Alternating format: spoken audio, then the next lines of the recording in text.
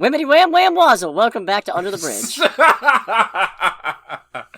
Welcome to Under the Bridge, everybody. I was not ready for that. You like how it took me 10 seconds to think of an intro again, and that was the best I could do? Welcome, everybody. Yes, welcome. I'm Cody, aka the Scarlet Troll. And I am Greg, aka Greg. Indeed you are. Now, before we get into news of the gaming variety, of which I actually have some this week, ordinarily I don't talk too much about celebrity deaths on this podcast, because A, it seems like I'd be doing this once a week at this rate, and B, a lot of the times the celebrity in question is somebody whose body of work I'm not overtly familiar with, but I am aware that they are a big deal. So it feels disingenuous, you know? Yeah, no, I understand that. But in this case, this is an actor who's very near and dear to my heart, so I felt like it needed remarking on. And with that, ladies and gentlemen, we bid farewell to actor Kevin Conroy, the voice of animated Batman in many, many things. Yeah, when I saw that pop up on my newsfeed, it's like, oh, that is a very, very significant passing if you grew up with that stuff. Yeah, because not only was he was Batman in, obviously, you know, the animated series and the subsequent Justice League cartoons, but he was also in the Arkham video games, he was Batman in that animated Killing Joke movie and a bunch of other stuff, just an absolute legend in terms of Batman voice acting. Yes. And for many, the definitive Batman. Yeah, definitely understandable, especially since he was the voice of Batman. Or at least animated Batman. Exactly. Turns out it was cancer, apparently. Oh, Jesus. Ugh. Yep, getting real tired of reading that shit. Obligatory cancer sucks. It does. Well, we pour one out for Mr. Conroy. Indeed we do. Batman will not be the same without you, good sir. Yeah, indeed. Anyways, on to the funny stuff. Whimmity wham wham wazzle! Oh boy. I should have said wubba lubba dub dub, but last thing I need is Rick and Morty. Understandable. The Pokemon games leaked. Really? Yeah, I'm not going to talk about... It's actually pretty common with Pokemon games. I'm not going to talk about what was in those leaks and what was revealed, because that would be shitty perpetuating journalism. But it happened. And I've already read all the leaks. So, well, I guess the question at that point is, do you still see yourself buying them with all the leaks? I mean, yeah. I don't know. I'm torn between wanting to play them right now and not wanting to give Game Freak $60 to continue this, but... yeah, we'll see. Anyways, that was just a minor thing. If you don't want to be spoiled on Pokemon, beware of social media, friends, because... Oh boy.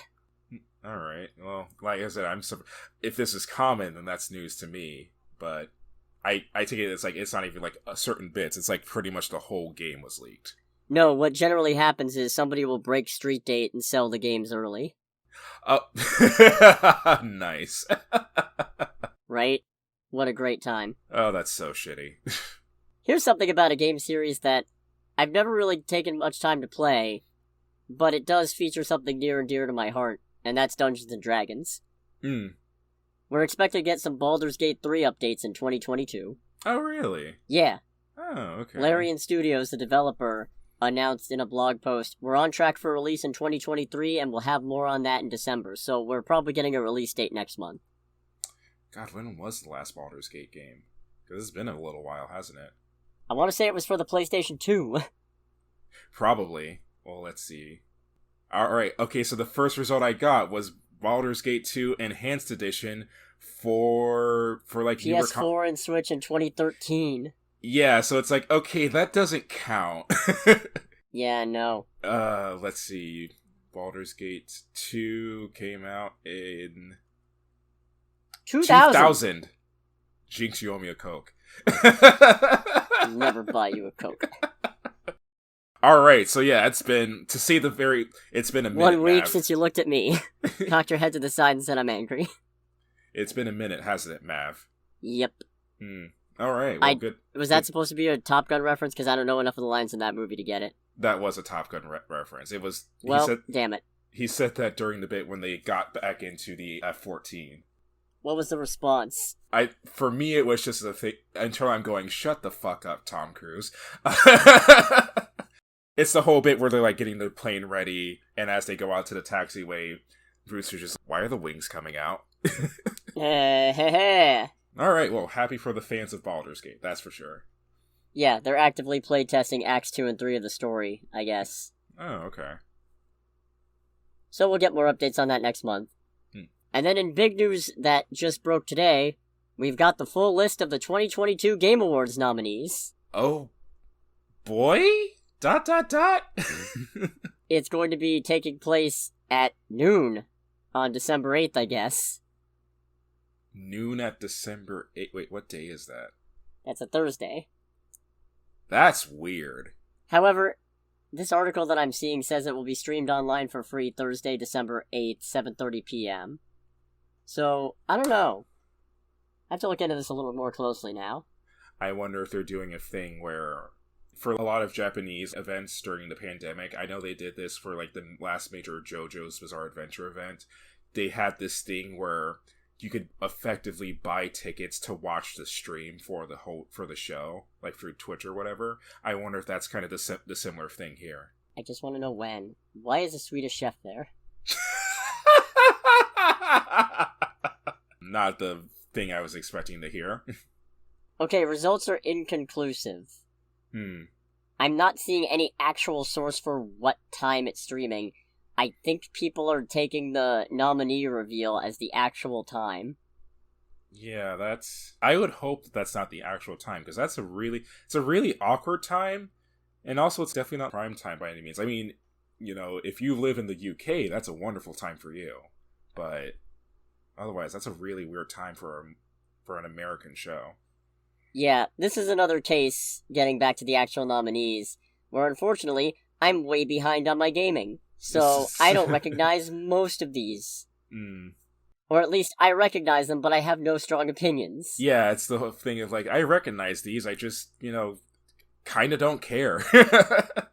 Pokemon Legends Arceus is apparently up for Best Role-Playing, which, that's adorable.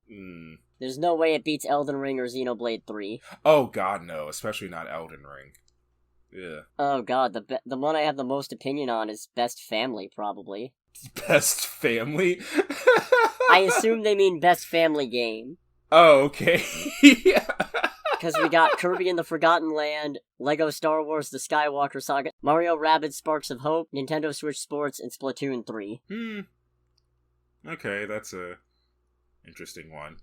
So I'm also looking at the list, and I've noticed for Best Audio Design, 2 of the nominees are Call of Duty Modern Warfare 2 and Gran Turismo 7, neither of which... Well, okay, Gran Turismo 7 took a massive leap upwards for sound design compared to previous entries, and I haven't played the game, so I can't really completely comment on it, but for the sake of principle, I don't want it to win.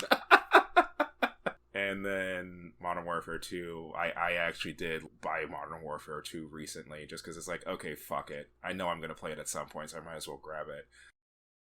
I haven't played a lot of it, so I can't comment on it too much. I do kind of feel like the first Modern Warfare from a few years ago did have better audio design for a lot of things, from the little bit I've played so far. But we'll see what happens there. I think that's the only category where I have, like, an extended opinion, though. I guess there's a couple of others that I have opinions on. Most anticipated. Somehow has Hogwarts Legacy on it. Okay, so I just want to make sure. The Game Awards is only for games that have actually, like, come out in the past year, correct? No, this is most anticipated. Oh, I'm sorry. No, not the thing that you just said. I was asking in a general sense. I mean, yeah. Okay, then never mind. Then I rescind my criticism I was getting ready to put out. There's also Final Fantasy XVI, Resident Evil 4, Starfield, and Legend of Zelda Tears of the Kingdom. I feel like Legend of Zelda's gonna win that one. Oh, you'd be surprised. I'd give it to Final Fantasy XVI or Resident Evil 4. I mean, of all of those, Final Fantasy XVI is the one that I am anticipating the most, but... Neither of these are my pick, they're just what I think is gonna win. Fair enough. And then also we have a Best Adaptation award, which is new. Okay. And rightfully so, considering video game adaptations previously. Fair. In any case, our candidates are Arcane League of Legends, Cyberpunk Edgerunners, The Cuphead Show, Uncharted, and Sonic the Hedgehog 2. So I still haven't seen Sonic 2. What? Yeah, I never got a chance to see it in theaters. Shit, you're right. We need to fix that. Yeah. I don't think it's gonna win. No, God, no. I would imagine honestly, I feel like Cyberpunk would probably be the one to win. Cyberpunk is probably the front runner, but it also wouldn't surprise me if either Arcane or maybe even the Cuphead Show took it. I don't see Uncharted, and I don't see Sonic 2 winning. Yeah, although the Cyberpunk one I'm kind of in with, because it very much authentically captures the overall aesthetic and world of the Cyberpunk game, but it's also kind of one of those things where, okay, no, actually never mind, because I realize that that's me being nitpicky, so yeah, Edgerunners would probably be the one that I would expect to win. Fair assessment. And then there's a bunch of esports stuff that I do not give a shit about. I don't pay any attention to either. Oh, so God. I guess we'll move on. Yes. I'm looking forward to watching these at whatever time they decide to put them out, which is hopefully not noon. Which is hopefully not noon in the middle of the damn day where no one would be watching. God, I hope that's everybody being an idiot. Yeah, for real. You ever want a Snoop Dogg biopic? Okay, so I actually did see this. I wasn't expecting you to include it on the news list, but I did see an article about it, and I did actually sit there and go, okay, but why though? I genuinely don't get it, because it's like, I feel like normally when it comes to biopics that cover individuals, the individual in question has either died, or they're still alive, but they're kind of at a portion of their life where, you know, they've kind of done everything that they've needed to, and they're just kind of kicking back, and now people are, like, showing appreciation for what they do. Snoop Dogg still has plenty of life and creativity and whatnot in him. So I do not understand this. I am very much looking forward to it. I definitely want to see this movie, but I do not understand why this exists, like, to be completely honest. You know why it exists? Is there a smoke weed every day joke somewhere in here? No, it exists because it's the first film under Snoop Dogg's newly formed Death Row Pictures. Of course, it's called Death Row Pictures. So, he's responsible for this. Okay, now it makes more sense. Because I was thinking it's like only Snoop Dogg would be the person to do that. It's like, and Snoop Dogg's the one who's bankrolling and making the movie happen. Alright. Okay, cool. That does actually make more sense. We can now proceed. Interestingly enough, can't believe I'm saying this, Joe Robert Cole is writing the script. And that's notable because he was a co-writer on both of the Black Panther movies. We have a quote from the dog himself. Oh boy. I waited a long time to put this project together, because I wanted to choose the right director, the perfect writer, and the greatest movie company I could partner with that could understand the legacy that I'm trying to portray on screen, and the memory I'm trying to leave behind. It was the perfect marriage. It was holy matrimony, not holy macaroni. First off, I can hear all of that in the man's voice, and secondly, it's like, I'm waiting for the perfect, like, movie company to partner with. My own. Well, they're also partnering with Universal. So... Oh, okay. Okay, never mind then. No, I am genuinely curious to see how this turns out. It's just, I find its existence funny. And if they're getting the guy who, you know, like, was the head writer for the Black Panther movies, and okay, then I'm expecting the writing to be at least coherent then. Yeah. Hopefully. Yeah. Depends what the director does. And what the production company does. I would actually be very curious who the director ends up being. Like, that would it's Alan Hughes. What has he done? Not a lot. Okay, then. Then this should be a good time. Yeah, he's part of a duo with his brother, Albert Hughes. And their filmography... not huge. Oh boy. Alrighty, well, we'll see what the finished product looks like. They directed From Hell. Sorry. Okay. I mean, what'd they do to land there? Agree to make a Snoop Dogg biopic? Yeah, it's just fair. Let's move from Universal to Paramount. Oh boy. Indeed. We've got new dates for new animated movies in 2025. Okay. We're getting another SpongeBob movie, May 23rd, 2025. Okay. And an untitled movie that... I hope this isn't the title, because it's just called Aang Avatar, opening on October 10th, 2025. Like I said, hope that's a working title. Huh. I mean, I am all for more anything Avatar The Last Airbender, but for some reason not what I would have expected. Yeah, I kind of figured they'd branch out into other avatars or something, you know? Yeah, no. Because Aang's story pretty much told pretty well, and then Korra happened. Is that just it? Like, then Korra happened? I know, I say that because I'll level with you, man. I didn't pay that much attention to Korra. Okay, it's like, I kind of know what happens with Korra, but I actually have not sat down to watch it, like, completely. Like, I've seen a few episodes here and there, but nothing, like, all the way through. Petty as heck, but it bugged the crap out of me that in the first episode, she just busts in as a 5-year-old bending 3 elements saying, "I'm the Avatar, you all gotta deal with it." I was just like, nah, I'm good. I'm the Avatar, bitch! Sorry. Nah, it's fine. That was my best Juggernaut impression. This does seem to fit with them wanting to do more with The Last Airbender, though, so... Okay. And at least it's animated, which means not another M. Night Shyamalan movie. Yeah, no.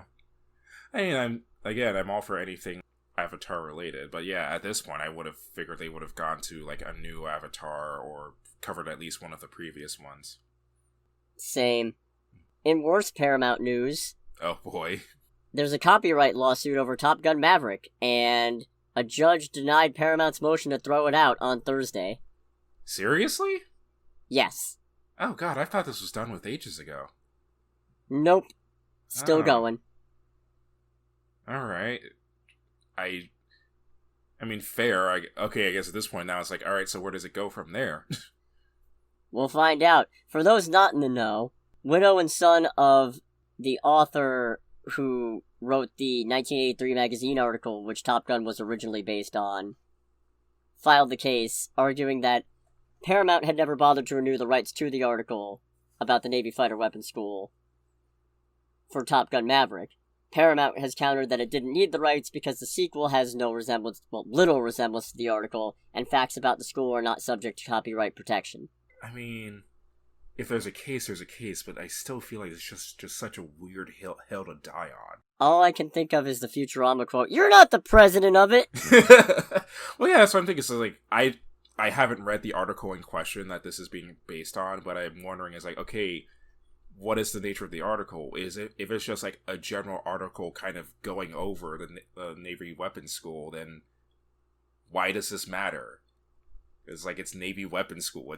It's known by the general public. It'd be one thing if it was like based on the experience of like a particular pilot or a particular pair of pilots. That would be one thing. But even then, you'd think the rights would belong to the pilot whose story it is. Yeah. And not the person who wrote the article about them. Yeah. I didn't know that... Honestly, I didn't know that magazine articles could be claimed as significant, to emphasize, intellectual property by the writer and not the magazine itself. Yeah, that is a bit of a eye-opener, ain't it? Yeah. I mean, it's probably that way for good reason, I imagine, but still, I never knew that. So I guess we'll see how this unfolds. I find it a little bizarre that it didn't get thrown out, but hey, I'm not a lawyer or a judge, so I guess we'll find out. Yeah. In Warner Brothers news... Oh boy. Don't worry, this is all mostly good. Or at least neutral. Which is, unfortunately, such an improvement over the last several months of news from them. Yeah. Images of production gifts for filming having wrapped on the Godzilla vs. Kong sequel, may have revealed the title. Oh boy. And apparently it's called Godzilla and Kong. I kinda hate that. That doesn't sound good. It doesn't flow, does it? No, not at all. Sounds like Laurel and Hardy. Yeah. For me, it's... My immediate thought, the picture that popped up when hearing that, was a buddy cop movie of Godzilla and King Kong. I'm like, no. Abbott and Costello. It's Which one's the straight man and which one's the comic relief? I think Godzilla's the comic relief. Really? Not Kong, the actual monkey? Monkeys are always funny. Well, it's kind of the thing, I don't know, because this is how my brain works. Godzilla's just walking around and accidentally irradiating people. It's like, people are being irradiated by my presence. That's funny, isn't it? No. Wait, did you see Godzilla vs. Kong? I did not, no. I'm thinking of classic Godzilla in that particular aspect. Well, Godzilla in these movies is basically the grumpy old man. So, he's the straight man, and Kong's the one starting shit. Actually, no, that's not true. Godzilla was starting shit because he's kind of a racist grandpa, but... Well, I feel like that kind of reinforces the whole thing of comic relief, because Godzilla would be the old man who's struggling to adjust himself to the new world. Maybe they're both straight men and it's a comedy of errors. Yeah, I could see that 100%. I could see it being a comedy of errors, and the errors are caused by who they are as individuals. Like, giant monkey and, laser spitting demon monster. Yeah, they're both taking things seriously, but Godzilla is comically flustered by Kong's newfangled slang. And at a certain point he gets pissed off, and he just goes, "Shut up!" and accidentally takes out 7 buildings. It's like... But he needs Kong's help to work the Roku. Kong just looks at it and looks back at Godzilla and goes, "You made me do that." Boomer Godzilla.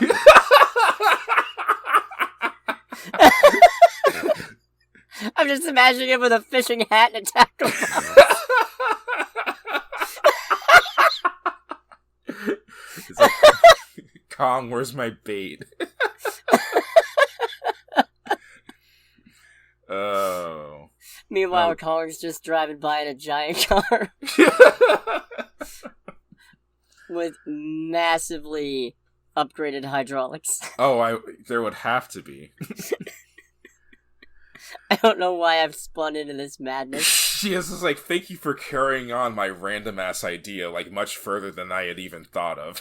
Oh, man. That's great. So Zaslav held a virtual town hall for Warner Brothers Discovery. Oh, boy. Which included James Gunn and Peter Safran. I imagine there was someone out there who said, release the Batgirl movie, please. No, that didn't come up, apparently. Or at least nobody's mentioned it. Unfortunate. However, Gunn did have something cool to say. And by cool, I mean terrifying. Oh, no.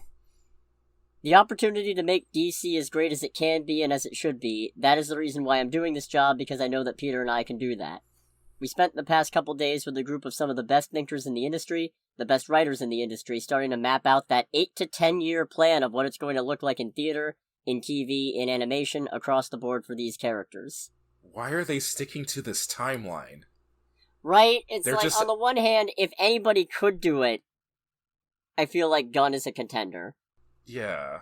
But on the flip side, making these elaborate 8 to 10 year plans is what has doomed most cinematic universes before you, because all it takes is one domino to fall out of place. See Ezra Miller. That's not a domino, that's the whole structure. That's the dominoes are leading up to an elaborate house of cards, and Ezra Miller just storms through having a temper tantrum. But no, that's... That's kind of my thing with this whole sticking to this, it's going to be 8 to 10 years. Don't say that. Granted, it also bugs me being a motorsport fan, because there are teams, some of the teams I follow are we'll be championship contenders in 4 years, and then 5 years pass. Give us a couple more. It's or you just shut the fuck up and just work on things and put it out when it's ready.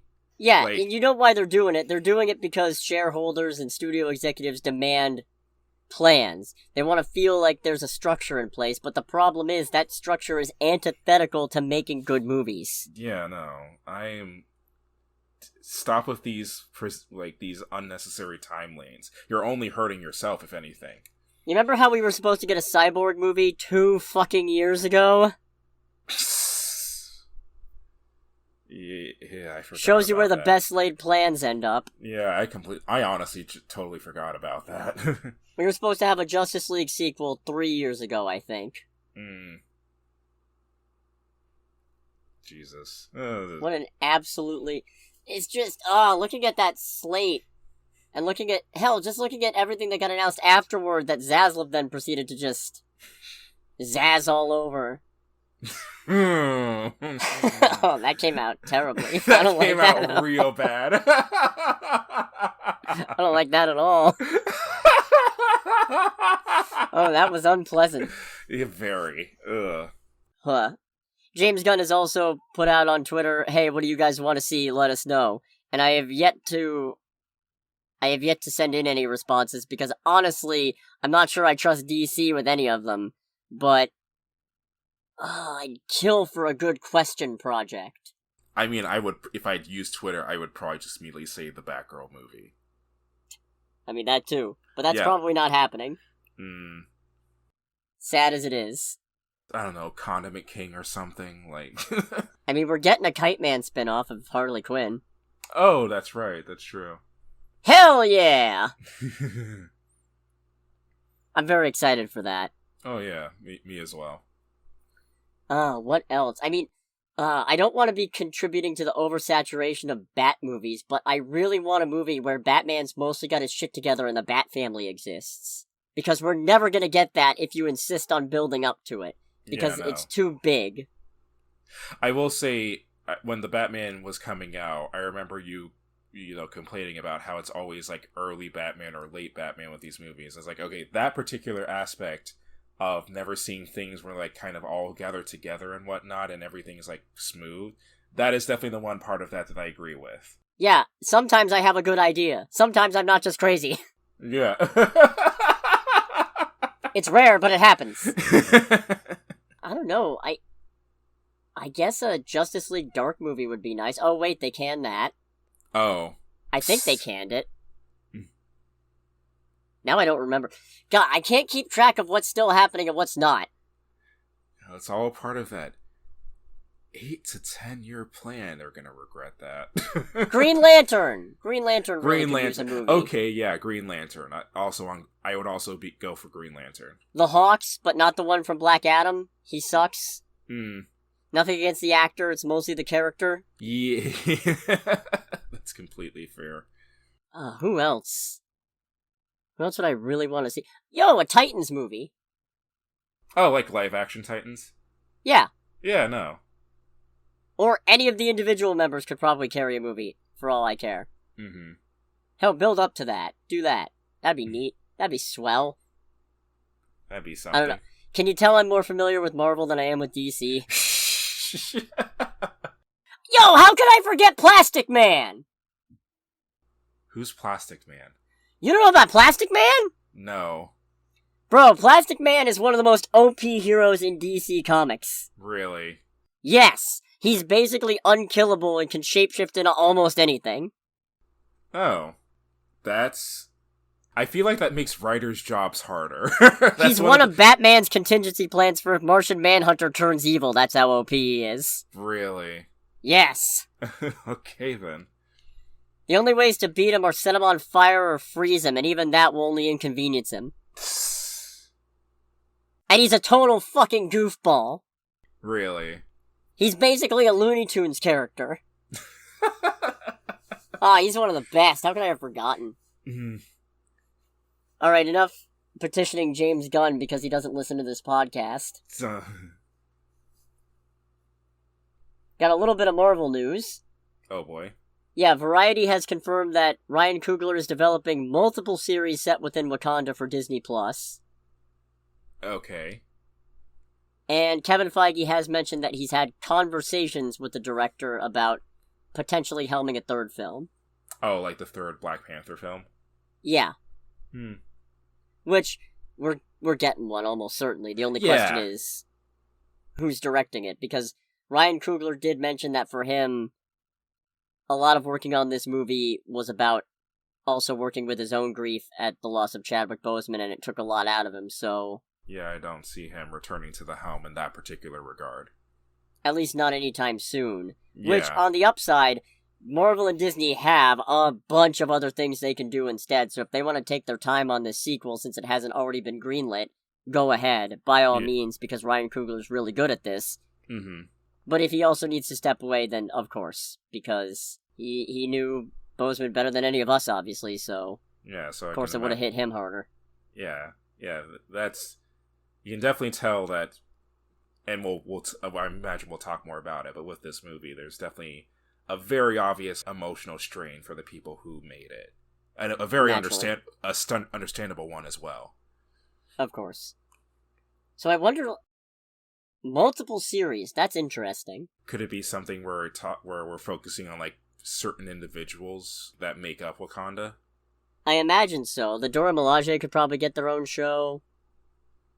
M'Baku could obviously carry his own. Oh, 100%. Maybe even if you could get Daniel Kaluuya back. Maybe a Wakabi one. But then again, he's presumably in jail or something. Or maybe dead, I don't know. Really? Yeah, I don't know. Because remember, he turned on T'Challa and sided with Killmonger. Oh, I thought you meant the actor himself. No! I got very confused. It's like, what? My God. What happened to him? No, definitely not. So, shall we get into trailers? Might as well. Alright, what do you want to talk about first? Because there's no wrong answers. I don't know, for me, Devotion, and like with all of the other trailers that we've seen for it, I just look at it and go like, yep, that is a Greg movie if there ever was one. I feel like this trailer didn't really give us anything we hadn't seen. No, it absolutely did not. I think there were like a couple like small scenes that we haven't seen in the previous trailers, but nothing that really like adds or takes away from anything. So, I mean, I still want to see it. It's a historical military aviation movie. It doesn't get much better than that for me, honestly. I'll go see it just for Jonathan Majors and Hangman, whose name I forget, and his extremely punchable face. You just want to deck him, you know? You just want to take a swing. He would be the person to do a Snow cosplay from Final Fantasy 13. I don't get it, but I'll take your word for it. Long story short, I started playing the game. I haven't interacted with the character Snow yet, but from what I've seen of him, like just in a quiet intro video, I already want to punch him in the face. Yeah, those two are definitely like the crux. Hell yeah. No, that's perfect. It's like Cypher from Final Fantasy VIII. Oh, did you look it up? I did. Nice. I mean, those two are definitely like the ones I'm most interested in because they are very much the appeal for the movie as far as like actors go. Also, their commanding officer is one of the main characters in HBO's The Newsroom. Get out. Yeah, no, it was actually... God, I'm blanking on his name, and I feel bad for that, because The Newsroom is actually a really good show. I've seen bits and pieces. Yeah, I've only seen, like, a couple episodes, but from the little bit I've seen, including, like, also various clips, it looks really cool. I just want to make sure I'm thinking of the right show. That was the one that had Olivia Munn in it, right? Yes. Okay, I am thinking of the right show. Cool. Yes, and with that, Thomas Sadowski. Okay. Yeah, he's the. I'm assuming based on how they framed him in the trailers, like he's their commanding officer. It's like, oh, cool. It's cool to see Don as in this movie. There's something to be said for that endorphin rush you get from, I recognize that guy. Yeah. Unless it's Ezra Miller throwing a tantrum because they didn't get their Speed Force gummies. It's like, I recognize that person, and I really wish I didn't. Oh my god, he was in John Wick! Really? As who? He's Jimmy! He's Jimmy the cop? He's Jimmy the cop! It's like, okay, that's even better, because it's like, yeah, he's the smartest person in all of John Wick. That's phenomenal. That's awesome. Yeah, I already wanted to see this movie This hasn't changed that, partly because there wasn't much to change my mind on that, so looking forward to it. Alrighty. Is there anything... I don't think there's anything coming out that same week. But even if there was, this is probably gonna win. Oh, what is it? Strange World. I don't care. Yeah, you know what? Probably... Wait, is it not? Oh, is it coming out what? When is the release date for Strange World, then? I mean, I do want to see Strange World if it's the same weekend. Devotion Oh, it's still coming wins. out the day before. Okay. Okay. For me, Devotion still wins, although I do want to see Strange World.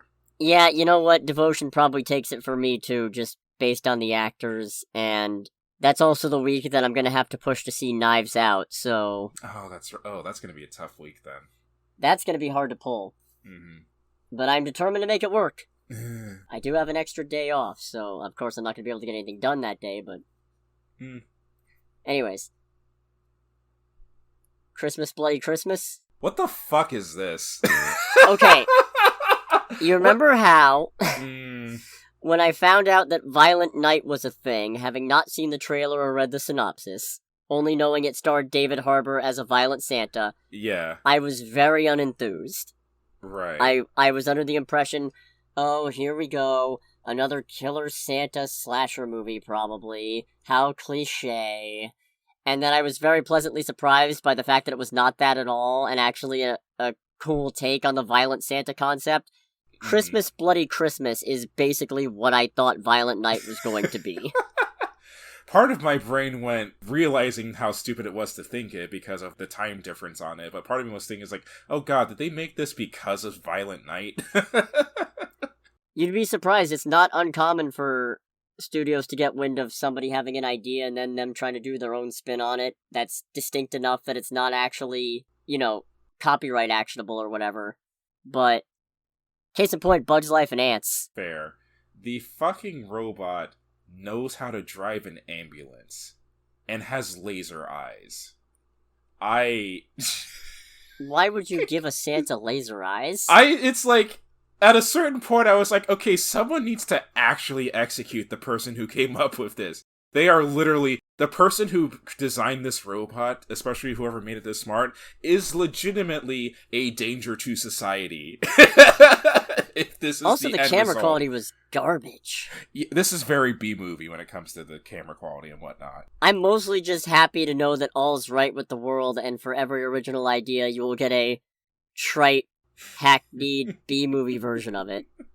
Yeah. That's being unnecessarily mean, but I will not apologize. No, I mean, again, it's not, for me personally, that level of vitriol. That was my thought when this trailer, really got going. And it's like, okay, so this was made in response to Violent Night.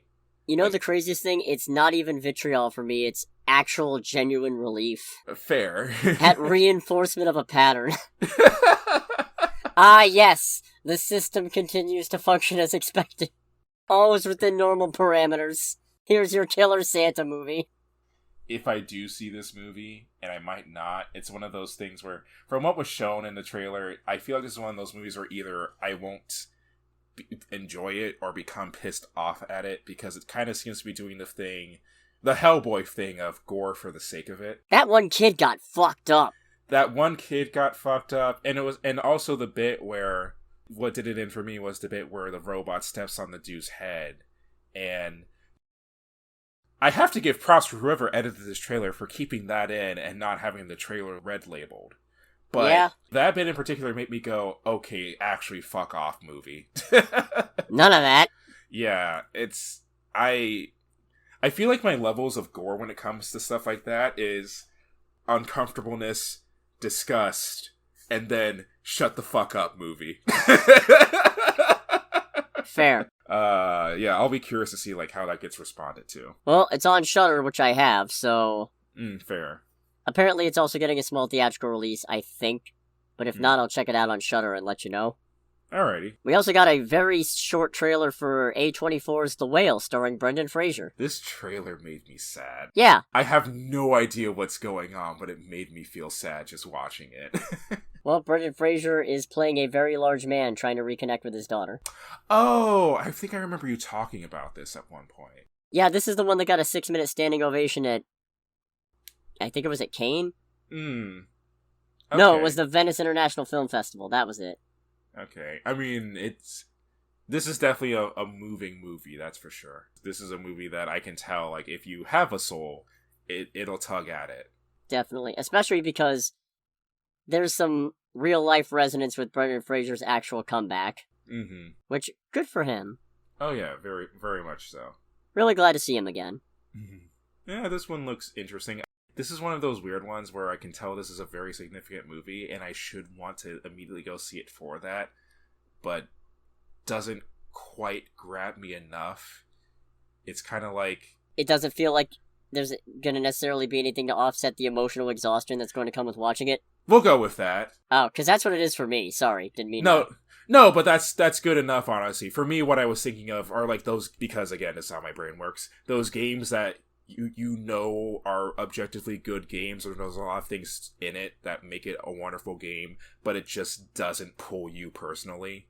Yeah. That's kind of how I felt watching the trailer for this. And that by it's also like maybe a bit sad, because like I should, like looking at it, like I feel like I should be eager to see this, but from this little bit, not really.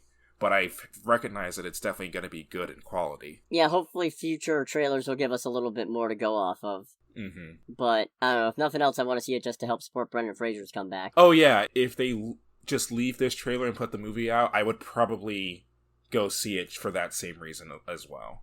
Which just leaves John Wick Chapter 4. I'm going to go see it. John Wick is too good of a time to not, like, immediately go and see it.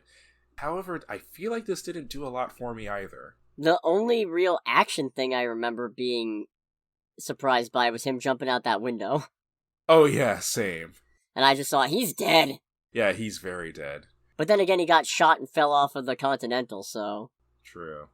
It seems like, I mean, all the John Wick movies kind of do this to a certain extent, but one thing I definitely will take away from the trailer is that the villains in the trailer, for once charismatic in a good way, kind of the thing of, okay, these aren't even just like evil people, these are bad guys, but they actually seem to be kind of cool and interesting people based on the little bits we've seen of them. Especially at the end of the trailer, where it's John Wick talking with the other gentlemen, you know, about like their life and everything and how they gave up the right to have a peaceful life long ago. And it's like, this actually seems like a compelling antagonist. So I'm very curious to see how that gets handled. Especially the fact that John calls him friend, which either implies some connection or some kind of at least mutual respect. Yeah. And or maybe it's just him being facetious, who knows? Yeah. Also, seemingly this dude who he has the sword fight with is also blind. I'm very curious to see how that plays out. Well, it's Donnie Yen, so... Mm. At least I think it's Donnie Yen. I'm pretty sure that's supposed to be Donnie Yen. Yeah. It's weird. It's hard to tell as people get older. Yeah, just a little bit, but... Which is dumb, because I should be able to recognize the passage of time, but, what can I say? I'm mostly confused as to what the exact plot of this is gonna be. Like, is most of the movie him fighting guys until he finds out about this Pistols at Dawn thing or whatever it is? Or is it he finds out about Pistols at Dawn and then has to survive until dawn because the High Table sends more assassins at him, hoping that he'll be killed or captured so he doesn't show up for the challenge? Yeah, that part kind of let me a little bit confused as well. Because initially I'm thinking it's like, oh, okay, so he just has to have a duel with this guy, and if he lives, he survives. And it's like, okay, so why is there this long period of time, and why are we sending people after him to kill him? I would hope that if this is all going on, then that means that we're going to hear more about that organization. Because for me, with John Wick 3, it's one thing if we're sending people after him because he broke the rules, and with that... he needs to die for it. That I get. But it's another thing if there's an established way of fixing it and they're still sending people after him for him to die. It's like, okay, now it sounds a lot more personal. Well, no, the last two movies just highlighted that the High Table is corrupt and doesn't actually follow their own rules or violates the spirit. Because remember, they actively punished the Bowery King for helping John Wick before he was excommunicado. Sure. So, yeah, they're a bunch of pricks. Fair enough. In any case, definitely looking forward to this one. March 24th, 2023. March is shaping up to be good. Yeah, there's a lot of interesting things coming out in March, so it should be a good time to watch some stuff. Yeah, we're getting that. We're getting Creed 3, which means I'm going to have to watch the first 2 Creeds. Same. Because now I actively want to. Shazam. Oh, that's March? Yeah. Oh, okay. Now that they moved it so it no longer has to die against Avatar. Hell, Dungeons and Dragons comes out at the tail end of the month. That's right, I forgot about that.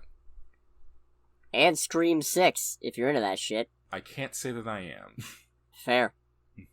With that wrapping up trailer time, let's talk box office.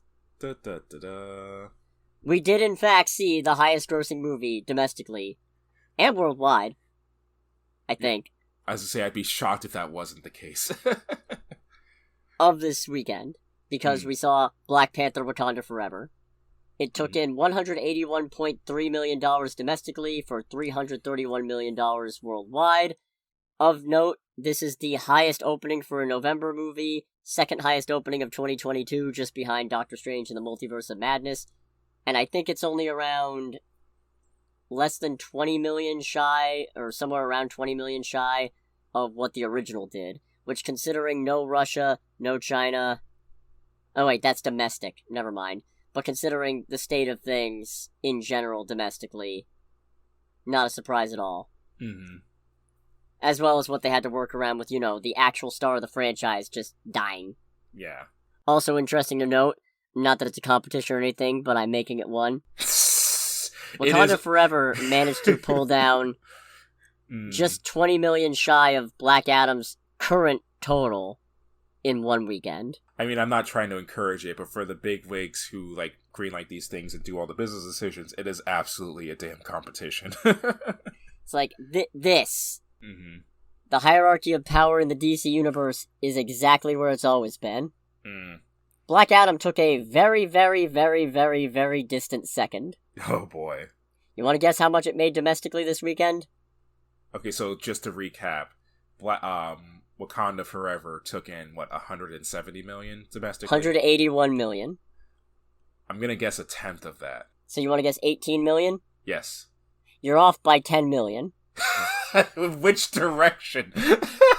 You were overly generous by 10 million. Holy hell. It took in 8 million domestically this weekend for a $150.5 million domestic total and $351.5 million worldwide. With Wakanda Forever now in box office and Avatar 2 bringing up the rear next month, the odds are Black Adam is done dominating. Yeah, I mean, it's probably not all the money it's going to make, but it's not going to get any better than this. The days of going unchallenged are over. I will say, to The Rock's credit, he's very good sport about it, congratulating the movie. Oh, yeah. Which, I will admit, flies in the face of my conspiracy theory about The Rock being a massive dick.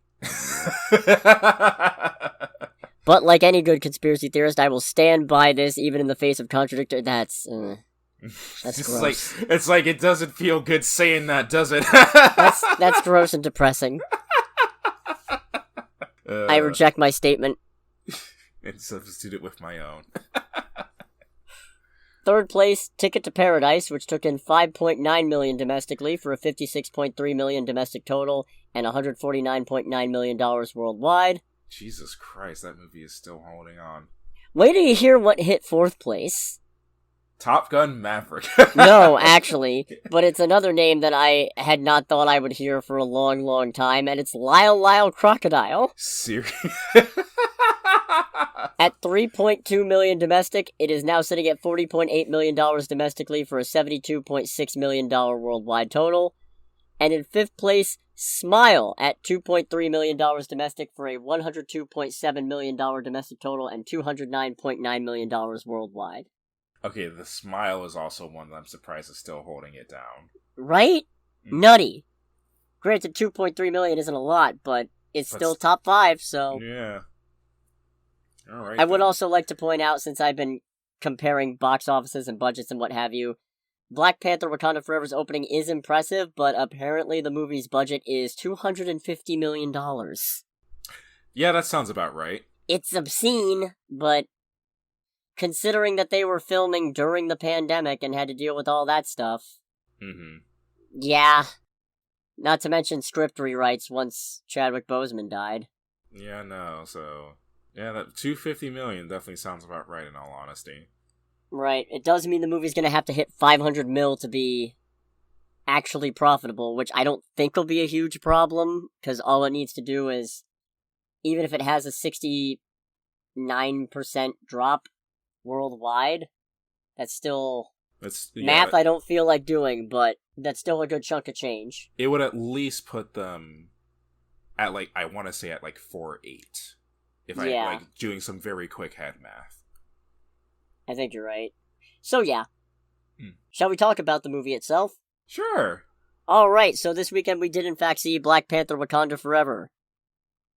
It was very sad. It was very sad. It was very dark as well. Not just in terms of lighting, although also in terms of lighting. Do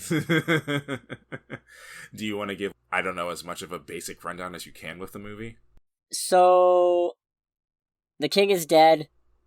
Long live the king.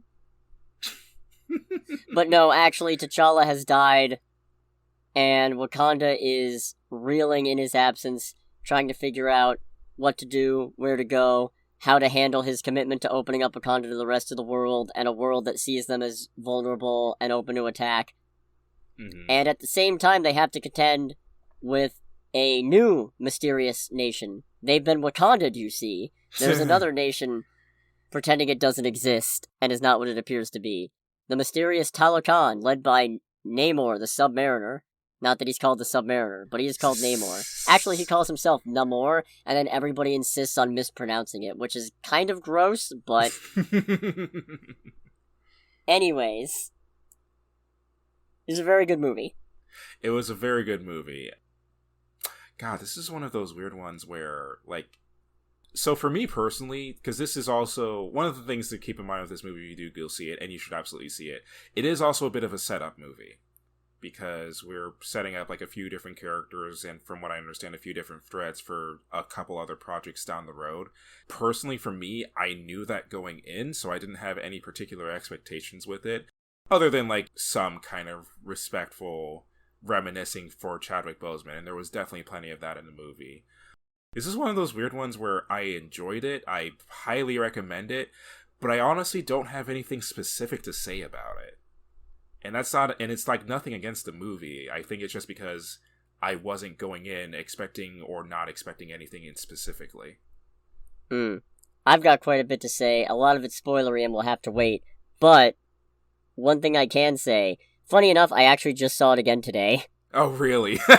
Yeah, because I needed to catch some stuff that I missed because the audience we saw it with opening night was fucking awful. It was pretty awful. And by that I mean one particular subset of the audience was awful. Yeah. It, like, know yourself, folks, just as general advice, know yourself and know that the people that you're going to see a movie with in your group, because if you don't think they're capable of being respectful, don't take them to a goddamn theater. And that's coming from a guy who goes to see movies with me. You know there's a problem. Yeah, no, it was obnoxious to say the absolute least. Fortunately, they left pretty early in, but they still managed to trample all over a couple of scenes. Yeah. In any case, one thing that really stuck out to me, especially on a second viewing, is the soundtrack is kind of haunting. Yeah, for the first movie, definitely with the help of Kendrick Lamar. With the first movie, the soundtrack was definitely a lot more, I guess, active, for lack of a better word. This one was definitely a lot more haunting. It was somber. A lot more somber, definitely a lot more dark in terms of overall tone for certain things. Some very good uses of silence. Oh, yeah. Yeah, very much so. Like, I feel like as far as, like, usage of music, this one... It's probably one of the lower, like, usages when it comes to Marvel, but they still do a very wonderful job of like, using it where it counts. Yeah. And some of it's still very grandiose. Some of the Wakanda sweeping shots are accompanied with all the majesty and pomp that you would expect. Yeah. and it's still very nice to see, but it's all tinged with that melancholic reminder that T'Challa's not there anymore. Yeah. Everybody really carries this movie in terms of, like, the whole Wakandan cast carries it in terms of how they're managing their grief and how they're managing their uncertainty of what to do. Angela Bassett just takes it away. Oh, yeah.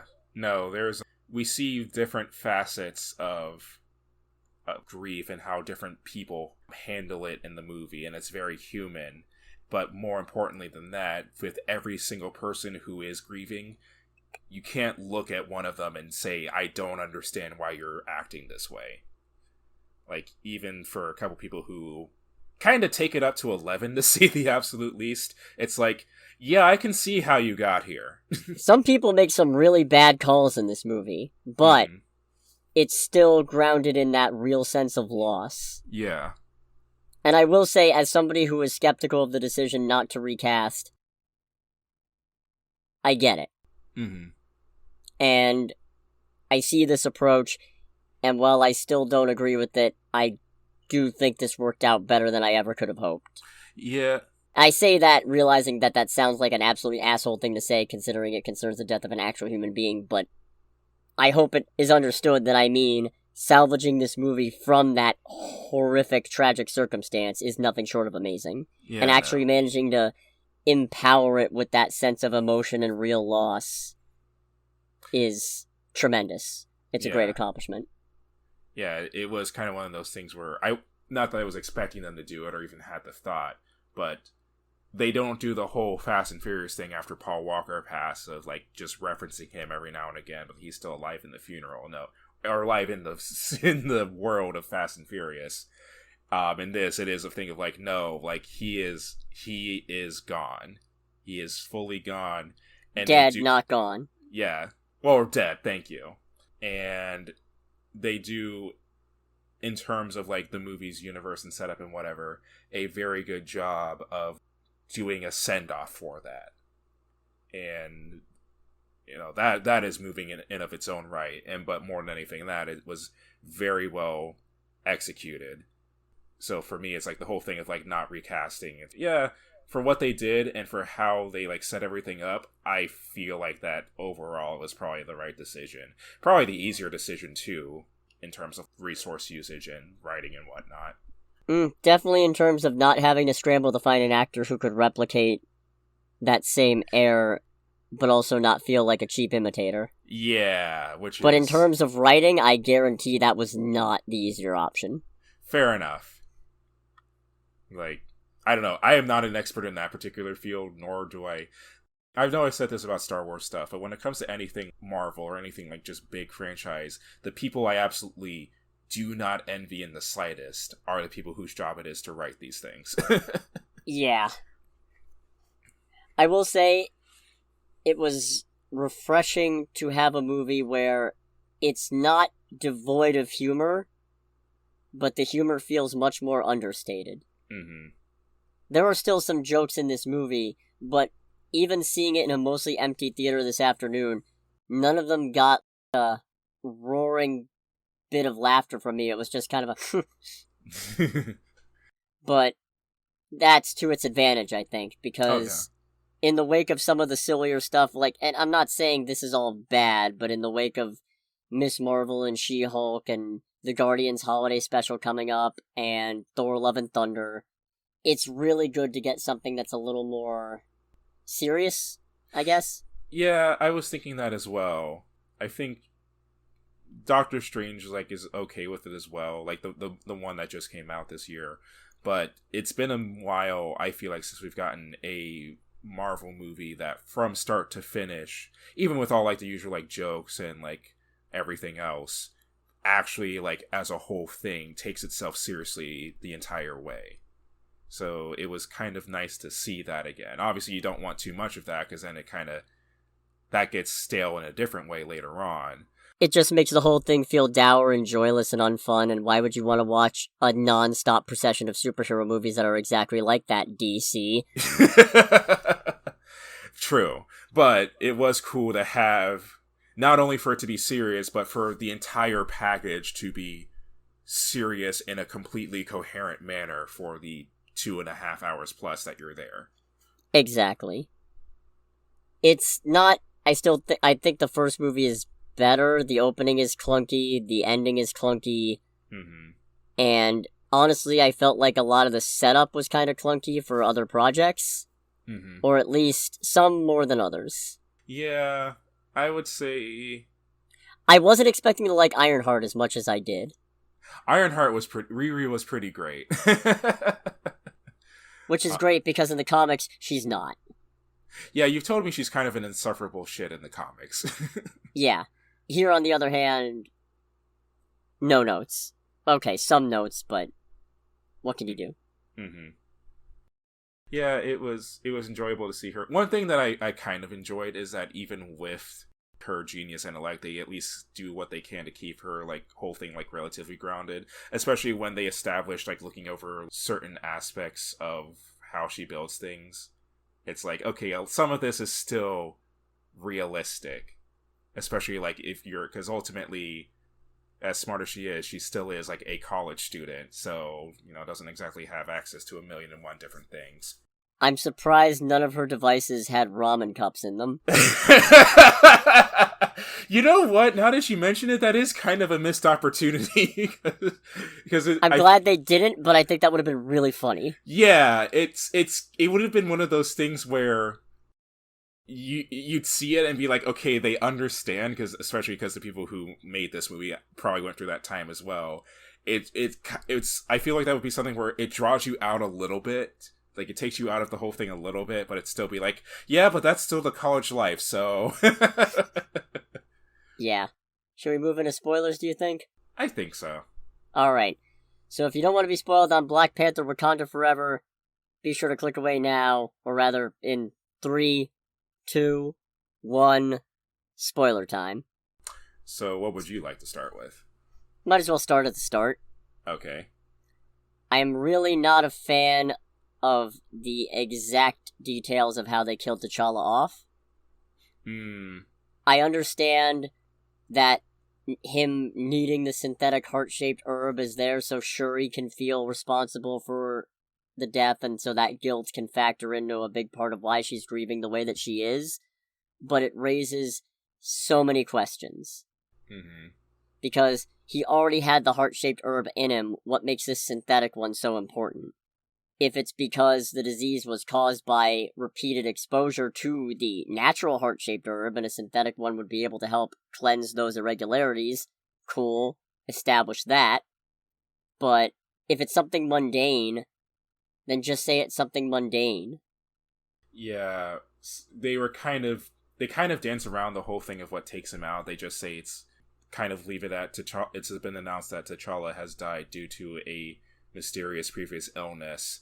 And I have the feeling they were trying to, with everything that's happened especially, and with how sudden Chadwick Boseman's death was, it was kind of a thing of like, I feel like they were trying to do the whole thing of let the audience draw like their own potential conclusions, but the problem is that there's still not a lot of closure with that.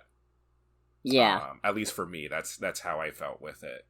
And again, conflating his death with the need for a synthetic heart-shaped herb just doesn't really work. I think it was you who said this, but it was a thing, or at least mentioned it, but one of the things that's being shown, like in the first bit when Shuri's trying to create this synthetic heart-shaped herb, is that the margin of error between like what she's making and what would actually like help based on T'Challa's DNA is catastrophic. And it is kind of a thing of like, if it's down to the herb, and he still has, like, the powers of the Black Panther within him, draw from his blood, maybe? I don't know. Yeah. That whole sequence is just confusing in how it's set up. Yeah. And I understand the thematic resonance they're going for, and the character arc they're trying to set up with it, but it's just kind of clumsy. Mm-hmm. And it doesn't work from a internal mechanic perspective. Yeah. You know in the comics, the Wakandans just have the cure for cancer sitting around? Yeah, actually, that was kind of a thing that I thought about after we left that really, like, kind of grinded my gears a little bit. Not that specifically, but it is a thing of, okay, no, but this is actually Wakanda. Because initially, I was thinking, with the whole audience drawing their whole conclusions and everything, my brain went to COVID. But then it's like, no, this is Wakanda, an extremely technologically and medically advanced, isolated, secret nation. There's no way he got COVID. There's no fucking way he got COVID. And if for somehow he did, there's no way that it would kill him. Like, unless he got it from Steve and it's super soldier COVID. Yeah, so that was kind of the bit that made me go, it's like, no, it's not COVID, it's Wakanda. Wait, it's fucking Wakanda! Why is this even happening? No, see, I like the idea that for as advanced as Wakanda is, they don't have all the answers, and that's honestly why I think a mundane disease might have worked a little bit better. Like, if it was cancer, just hammering in, this is a difficult thing, it's not a one-size-fits-all thing. Yeah. That's but fair. That would require them to actually commit to what it was. True. I feel like we didn't get enough M'Baku in this. No, we did not. He's well used for when he's there. Yeah, he very much did his thing like he did in the last movie of, just stealing the show when he's there. There's a lot of small bits, my favorite of which being, like, later in the movie, he gets to a point where he's actually asking Shuri for advice while also trying to kind of tell her, it's like, I understand how you feel, but maybe the route you're going down of basically causing war might not be the greatest option. And that's coming from the guy who basically leads the war tribe in Wakanda. That was a very cool and very, like, moving scene that he just kind of stole the whole scene there. He apparently improvised calling Okoye a bald-headed demon. I love Winston Duke. That's pretty great. That's pretty great. I understand he was probably downplayed because he is, on the whole, a largely irreverent character, and therefore you don't want to take that away, but you also can't have too much of that. Yeah, no. Like, because when he steps up, it doesn't feel jarring, but it also feels like when he sees Namor and goes, "The Fishman," that also feels like M'Baku. Yeah. And you don't want to downplay that too much, but too much of that and you ruin the somber tone. Yeah, no. But yeah, he was great. He stole, from the very few bits that he was in, he stole the show. Oh god, why am I blanking on her name? T'Challa's mother. Ramonda. She was great. And, yeah, and the two things that, like, really did it in for me, for her, were, like, when she's talking to the council and just going as, like, I lead the most powerful nation that the world has ever seen, and we have the strongest military the world has ever seen, yet I have literally lost everything that I care about, and you expect me to be level-headed. Like paraphrasing, but that's basically what she says. It's like, yeah, I have a very, very difficult time arguing against that. And she is, like, completely justified in just lashing out in that way. Just that, just completely, like, stole the show. I liked how, I don't know if this was ever shown in the first movie, because I don't remember, like, too much of that. But there was something about showing, like, her without wigs or normal, like, royal attire and just the white hair. Which just, like, really set in, like, just how much of a ringer she's been put through. Yeah. So that was cool.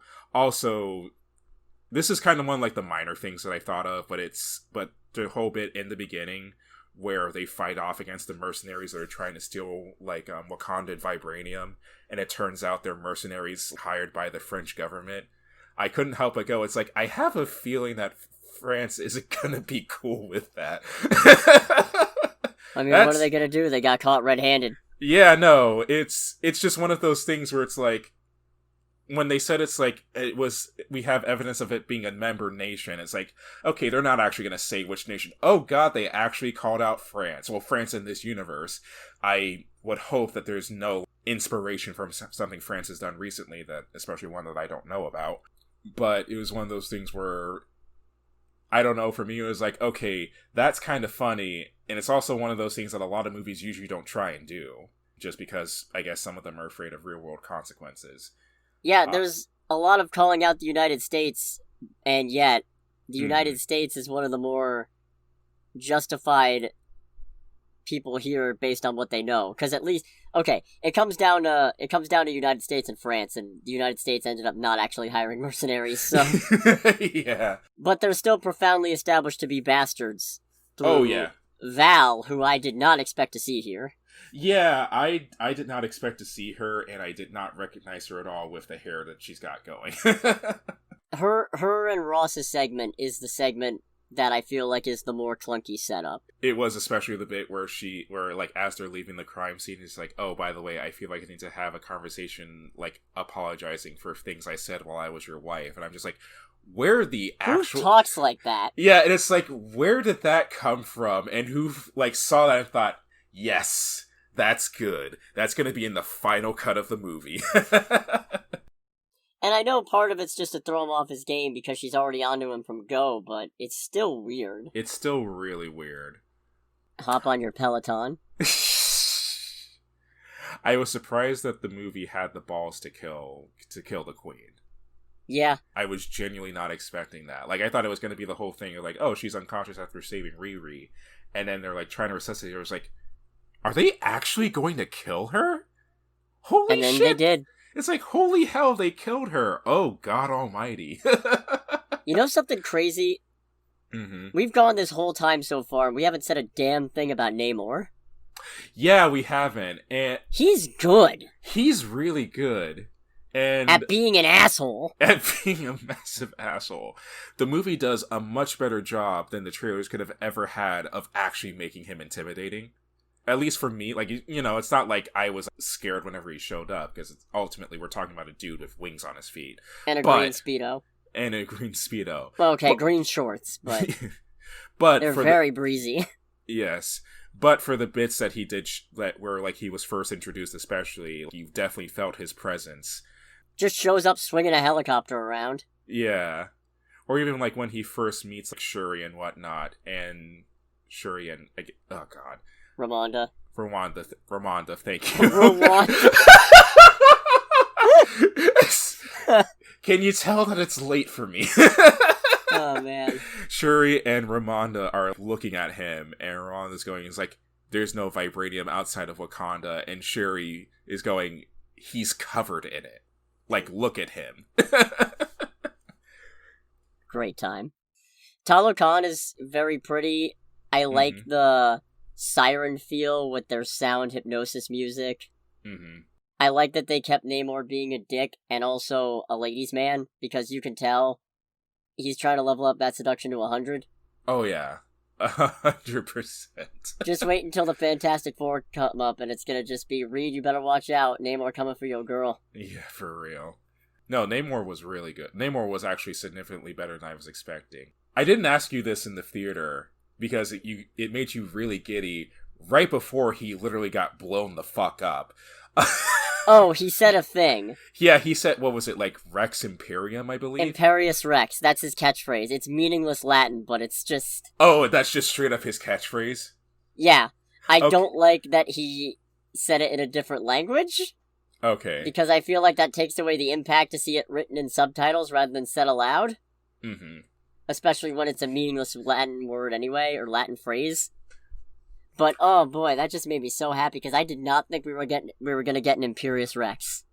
So when he said that, and when you started, like, going crazy in your chair, I'm like, oh, something bad's about to happen, isn't it? And it's like, gets blown the fuck up. Okay, something bad happened to him.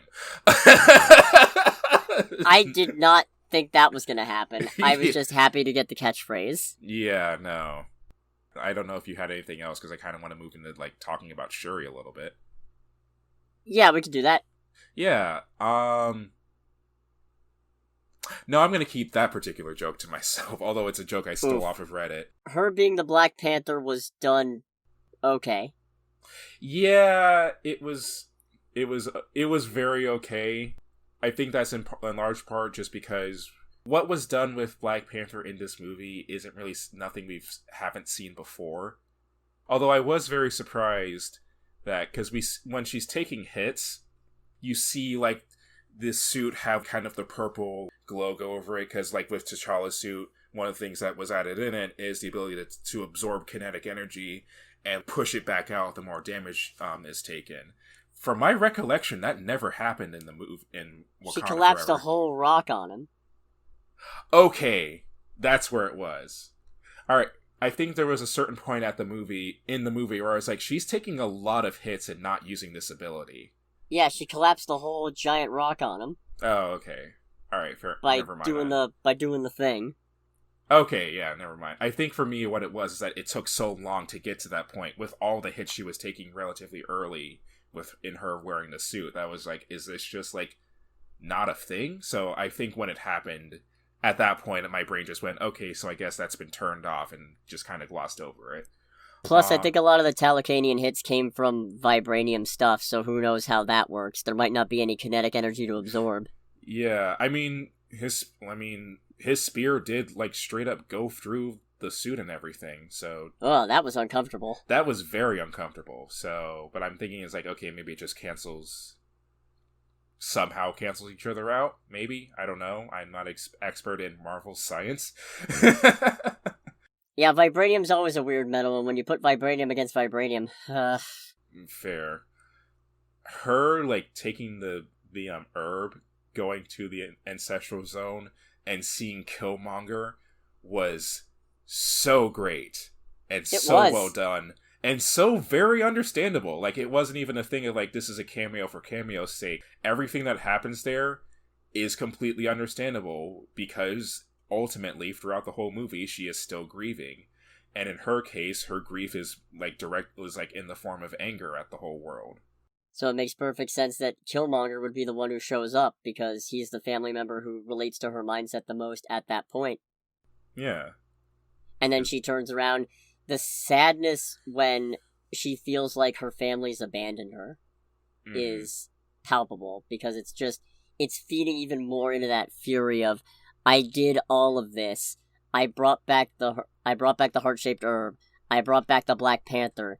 I did this to protect us. Why are they not with me? Why did I have to talk to him and have him tell me that I'm the same? This is not what this is. And the whole while, she's edging more and more towards exactly like him. Yeah, Shuri goes full, like, actually Star Wars dark side in the last quarter of the movie. Up until the very end, at least. Okay, so, you know what? That's a minor thing. A lot of the callbacks in this are fine, and I like them, and they hit really hard. When Ramonda reminds Nakia that death is not the end, I cried a little bit.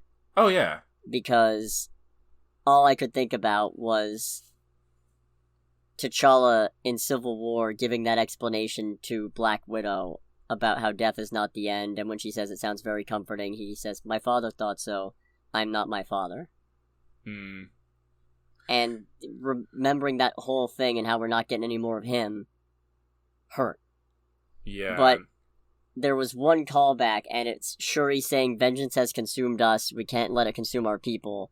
And that's a callback to, also in Civil War, when T'Challa tells Zemo, "Vengeance has consumed you, it's consuming them, I'm done letting it consume me." But that's one of those lines where I feel like that only works if it's T'Challa saying it, because that doesn't feel like a Wakanda thing, that feels like a T'Challa thing.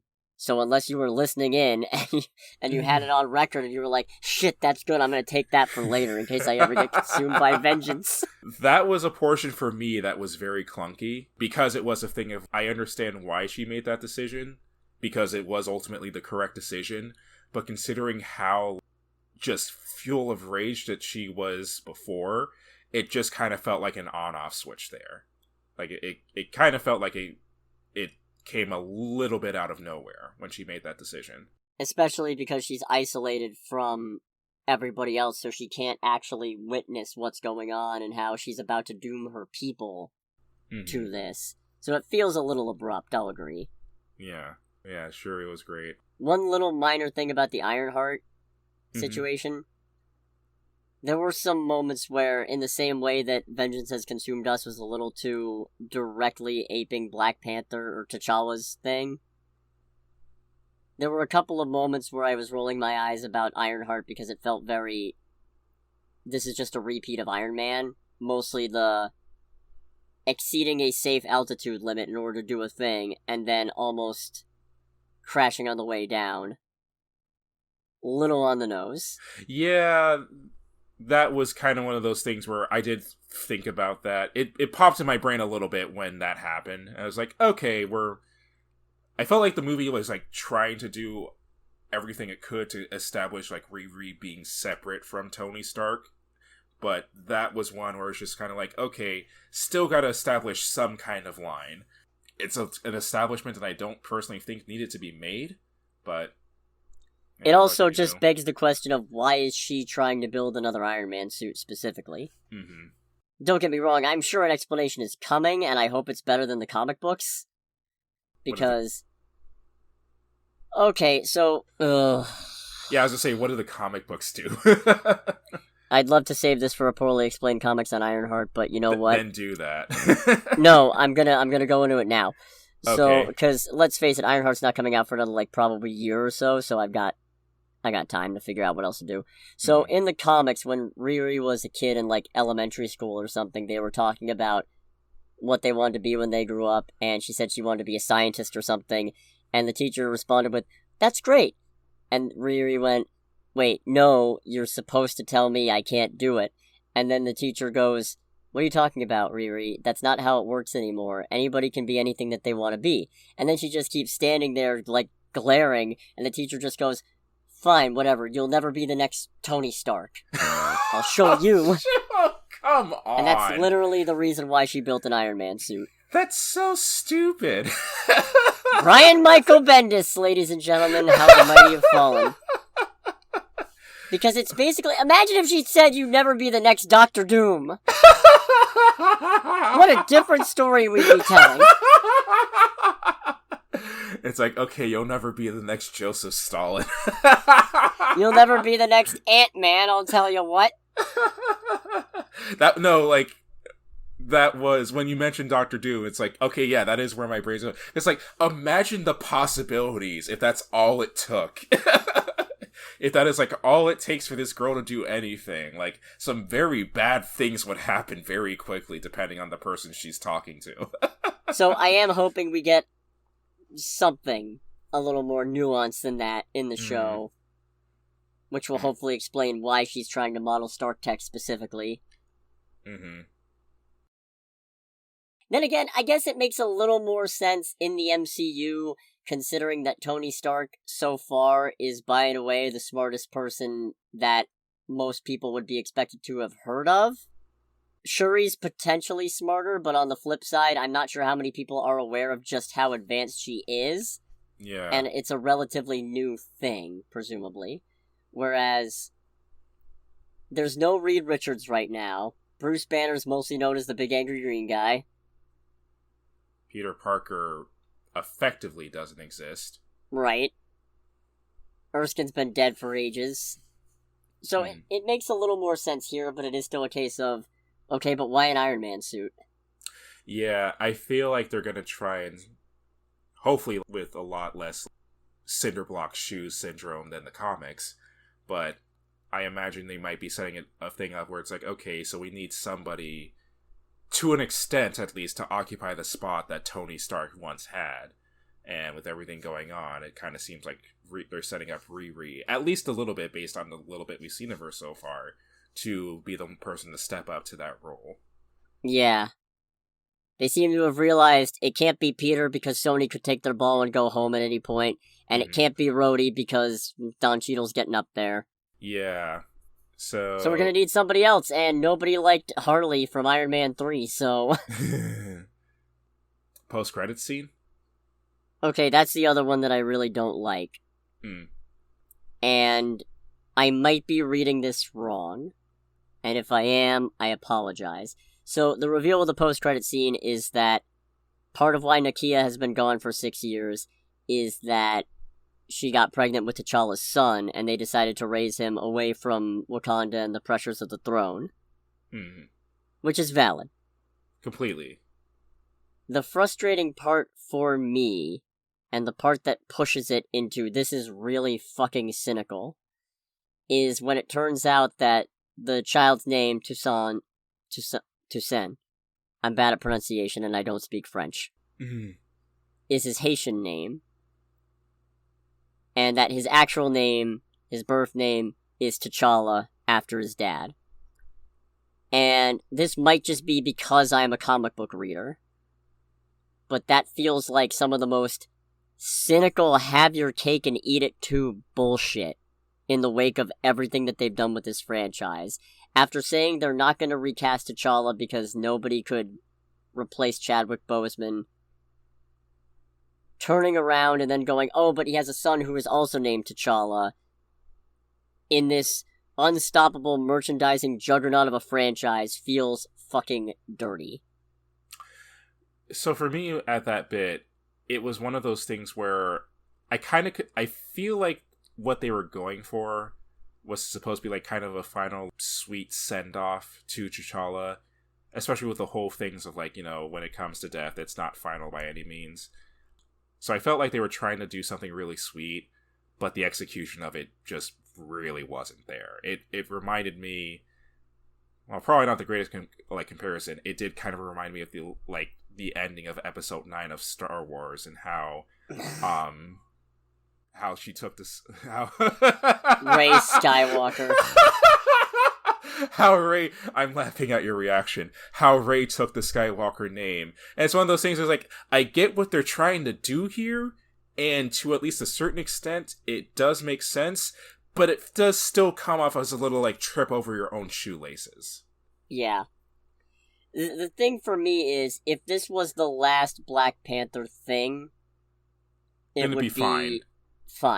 Yeah. But this is the MCU as produced and funded by Disney. So, what I'm expecting is, the new T'Challa is going to eventually take over as Black Panther, either 10 to 15 years from now when the actor naturally ages up, or, since we've got a movie about alternate timelines and time travel coming up in Kang Dynasty and Secret Wars, we get a new actor to play the aged-up version of that character, and bada boom, bada bing, T'Challa's Black Panther again.